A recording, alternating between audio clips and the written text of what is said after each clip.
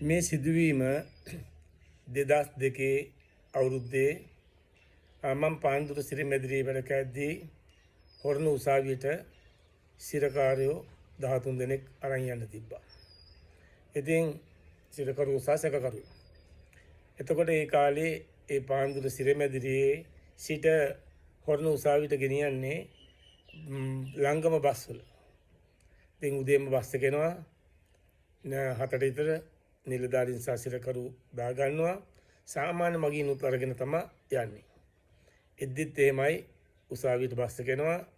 සාමාන්‍ය මගින් ඊට පස්සේ අපිව දාගත්තට පස්සේ ටවුමට ගිහලා අරගෙන තමයි එන්නේ. ඉතින් උසාවි ඉවර වෙච්ච වෙලාවේ හැන්දෑවේ 4:00 පස්සේ 5 විතර වෙද්දී සෙනග බස් එකේ උඟක් පිරීලා ඉන්නවා. මොකද වැඩේරිච්ච අය ගොඩක් ඉන්නවා. ඉතින් හරි අපහසුයි අපිට මේ සිරකරුවන්ට නගින කෙනෙක්ට පුළුවන් ඒගොල්ලන්ට සම්බන්ධ වෙලා ඉන්න කෙනෙක් නම් තහනම් ද්‍රව්‍යයක් උනත් දෙන්න. කොහොම හරි එදා අපි පාන්දුරට හොරණ ඉඳන් ආපහු එනවා හැන්දෑවරුවේ. ඒ එද්දී එදා අපිට හොරෙන් සැලසුමක් තිබිලා තිනවා සිරකරු 3 දෙනෙක් පැන යන්න. ඔවුන්ගේ ප්ලෑන් එක තිබිලා තියෙන්නේ බොල්ගොඩ ගඟ ගාවදී පයින්න. ඒ හරියේ බොල්ගොඩ ගඟ කියන්නේ එක පැත්තකින් ගඟ අනිත් පැත්තේ මාන කැලි. ඉතින් ඔවුන් ඒ ප්ලෑන තියාගෙන ඉඳලා තියෙන්නේ බොල්ගොඩ ගඟ ගාවදී පයින්න. ඔවුන් බස් එකේ ඒ ආපු නැගලා හිටිය ඒගොල්ලන්ගේ හිතවත් අය කවුරුන් නැගලා තියෙනවා.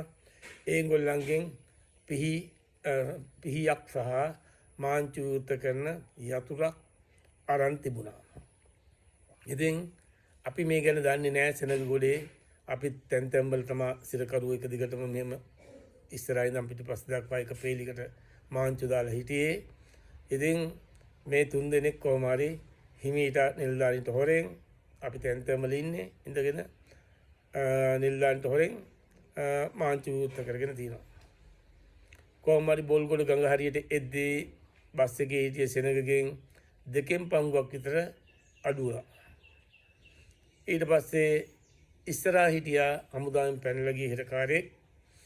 ඔව් එක පාටම පැන දුවලා මාංචු ගලවගෙන ඩ්‍රයිවර්ට පාරක් ගැව්වා නවත්තපන් කියලා. ඩ්‍රයිවර් ස්ලෝ කරද්දිම බස් එකෙන් පැන්නා. එතකොට මං හිටියේ මැද හරියේ. මම සනිකව මම දිව්වා දුවල ඉවරලා පැන්න මමත් බස් එකේ.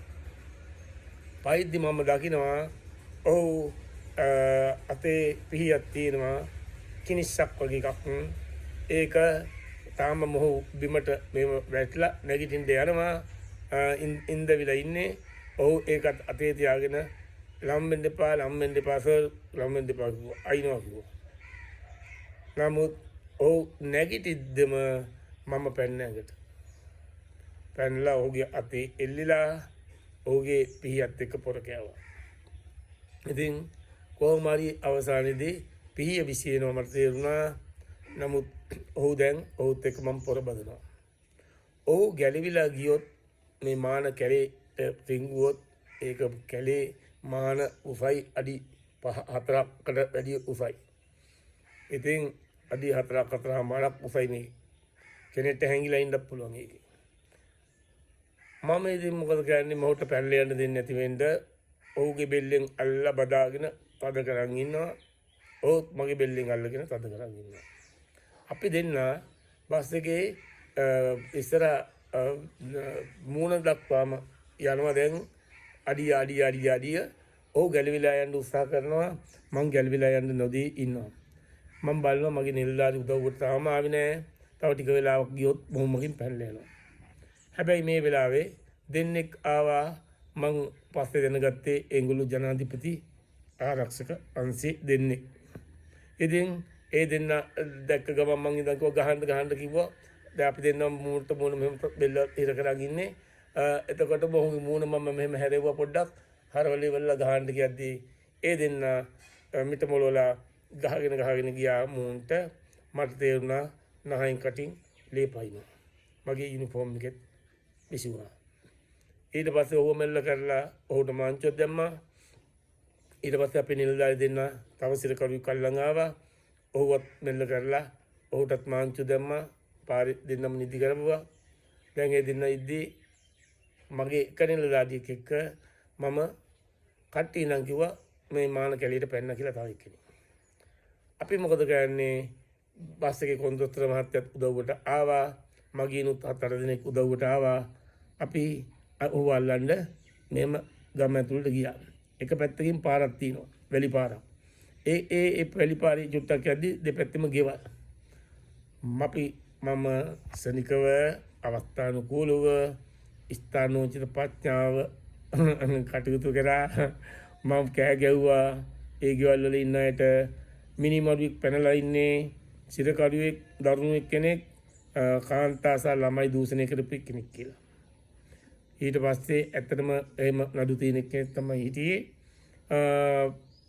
ගමේ අයට කෑ ගහපු ගමන් ගමේ හිටපු අය අනිත් අයට කෑ ගහනවා. මට එනවා සිරිපල් අයියේ පීසන අයියේ කීකේ එක එක්කෙනාගේ නම් කී ආනන්ද කී තරුණ අය වැඩි හිටිය අය ටිකක් වෙලා යද්දී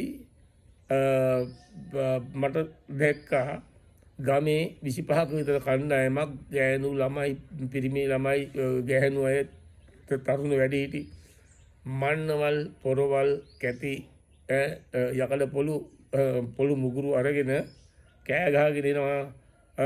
හොරෙක් පැල්ලා මිනිමරුවෙක්